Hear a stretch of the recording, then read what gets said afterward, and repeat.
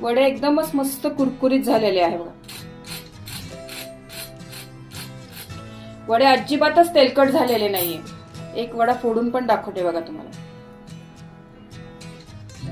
आज आपण साबुदाणा न भिजवता वडा कसा करायचा ते पाहणार आहोत. हा वडा पटकन 15 ते 20 मिनिटात तयार होतो. हा वडा अजिबातच तेलकट होत नाही आणि तेलात फुटत पण नाही. चवीलाही हा वडा खूप छान लागतो.